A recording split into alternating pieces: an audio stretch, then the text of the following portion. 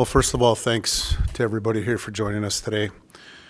As you know, Friday afternoon, a man violently attacked and stabbed a mother and child in the parking lot outside of Crawford Plains School just before 5 p.m., killing them both. This is a tragedy for the family and friends of the victim, but it's also a tragedy for the entire city. 2 lives taken far too soon in an act we believe to be completely random. In no way could the victims have anticipated what would happen to them. There is no making sense of this. And our deepest sympathies are with the families that are impacted by this event. Many communities are hurting today. This happened on a school property where students and families now carry trauma. While there are still many things that are unknown and an ACER investigation is underway, there is some additional context I can give you today. On Friday, officers responded to a weapons complaint outside of Crawford Plains School. 911 received multiple reports of 2 people being violently attacked and stabbed by a male suspect who fled the area on foot, and we responded within minutes. When officers arrived on the scene, the woman was deceased, and officers performed life-saving measures on her critically injured child. The child was transported to hospital by EMS, where they succumbed to her injuries. The suspect was located by officers soon after, a short distance away, where an altercation occurred and officers discharged their firearms, striking the suspect. The suspect is currently in hospital on life support. Autopsies for the mother and child are scheduled for today and tomorrow. Here's what we know of the suspect so far. I can confirm he was known to police, having a history dating back to 2009 that included multiple charges of assault with a weapon, robbery, and an incident last year involving a random assault on a 12-year-old child in an LRT station. Though he has been in and out of jail on various charges, officers most recently interacted with him last month when he allegedly assaulted an individual with a scooter. He was brought before a judge and released with conditions, and the charges were later stayed.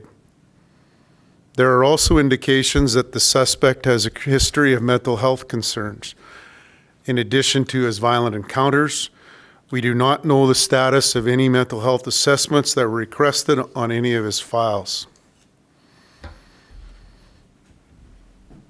We are continuing to see increases in random violent crimes citywide.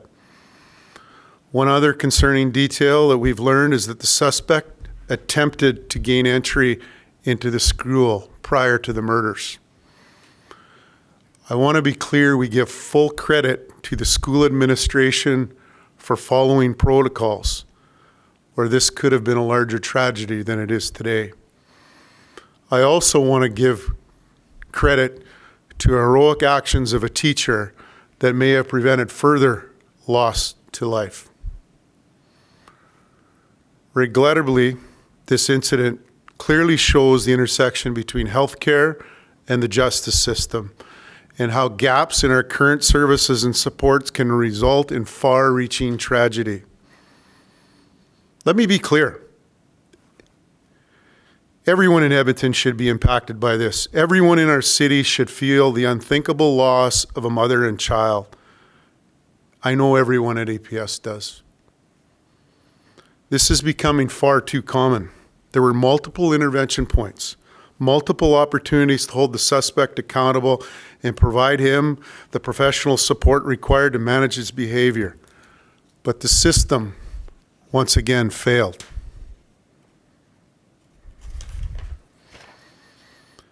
It didn't get to this point. It shouldn't have.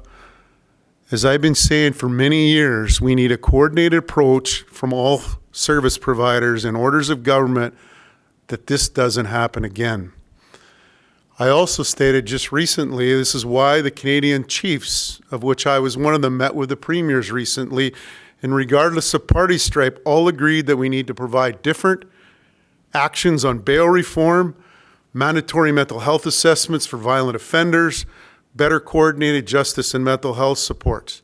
In coming days, we will be continuing community follow-ups in conjunction with the school and the city as required. Again, as much as I want to offer condolences to the family of the victims and the community, I also want to thank all of our first responders who are on site during this horrific event and have to live with this lasting impact. We are offering support to our EPS members, thanks to our colleagues in EMS, thanks to the colleagues in the education system. But this has an impact, and this has to stop. And this doesn't stop until the approach changes. Thank you. I know you all have lots of questions. Obviously, this investigation is ongoing. I'll try to answer them as best I can, but I will assure you, as the investigation unfolds, we will have others in front of the camera to give you ongoing, updated events of this incident. Thank you. Thanks, Chief McPhee. Do we have any more details around why exactly the young girl called her mom, the mom came, and why, if something happened in the school, why she was outside in just those events? We believe, based on early indications of investigation, which we will obviously confirm, the children had walked home and couldn't get in, and they came back, obviously, to meet the mother at the school, and this is what she come on to when she got there. So the mom wasn't called because the kids felt scared about this man? Again, the only one that can probably answer that is the mother, and I don't want to obviously speak on behalf of the family or anybody else. All I know is we will do everything within our investigative powers to get those answers to you as the days unfold. Any idea why the suspect was in that area, near that school, or any connection to that area? No, other than we believe that he lives in the close proximity, let's put it that way. Okay. Any other questions? Get you up at the podium. Mike? Dave? Sure. Is he being looked at as a suspect in any other unsolved crimes in the Millwoods area? You know what? It's a great question. We're going to look at everything, absolutely. There's descriptions that he doesn't quite match, but that doesn't mean it is, as you know, descriptions and some things aren't quite accurate sometimes, so we will be investigating all of those aspects. You talked about him being known to police. Some in the neighborhood describe him as well known for this, not this behavior, but behavior less than this, but problems in that neighborhood. Yeah, as I mentioned earlier, we have previous engagements. This individuals have been charged at least 4 times for assaulting minors. It seems like obviously a continued behavior. There was a serious incident that he was involved in Winnipeg, I think back into 2009. So absolutely, he's got a history of this type things, as you said, not to this extent though. And just one more, was he out on a CSO with regard to the 12-year-old? No, no. Hi, How you Chief doing? McPhee, Andrea Hunkar, CBC. Are you releasing the name of? No, until we get approval from the family, obviously, to release the name. And, obviously, ACERD has part of the investigation in relation to the offender as well. So at this point in time, we won't be releasing, but in the coming days, we'll absolutely, once we get approval from the family in relation to the victims, certainly that's something that we will revisit. Sorry, and you say approval, you mean approval of the? Well, every time when we have something like this, we want to make sure that the family's okay for releasing this, because it's obviously sensitive and they're trying to deal with it. So it's not saying we won't release it. It's just at this time we're not going to. Sorry, and I just wanted to clarify that the alleged attacker, are you releasing? Oh, that's different. No, Yeah. I thought you were talking about the victims. Sorry, yeah, my fault. The alleged attacker right now is on life support, and certainly there's protocols in relation to obviously notifying family. Mm-hmm. So at this point in time, till those notifications are, we don't want them finding out by somebody other than that. Makes sense. Are you able to say anything else about his injuries or not because of the investigation? Obviously he's on life support, so his injuries are serious. Okay. I think that's all for now. Okay. I know it's easier said than done, but this is obviously, in relation to bail reform and issues around there, with such a tragedy, is there any accountability around maybe the last judge that this man saw, or like, are we reaching a point now where there's going to be that kind of follow-up as to why this man was allowed out? Well, I think, as I mentioned, there's accountability all over the place right now. And I mean, that's exactly why, we went to the premiers, trying to do this, because this isn't just Edmonton. There's other events happening nationally. So I think everything has to be reexamined. That's my own personal opinion of that. And, it's not to lay blame. It's to try to fix this so it doesn't continue to happen. But the lack of accountability right now in both holding individuals accountable for serious violent offenses is concerning. Any other questions? Yeah, and I just want to thank you, all of you, for putting this out.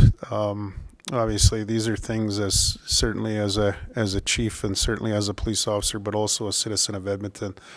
These are the things that we need to be concerned of. This can't continue to go on. We're lacking accountability in the system, and the reality is these are the discussions that we need to have going forward, and that's why we want to make sure you have as much information as you can right now. I just also want to say, because I've heard people throwing around that this is a race-based attack, we do not at this time have anything to indicate that. Just to be very clear. So those discussions, and some people that try to make this something that it isn't, I think is equally important to all of us that we maintain what this is.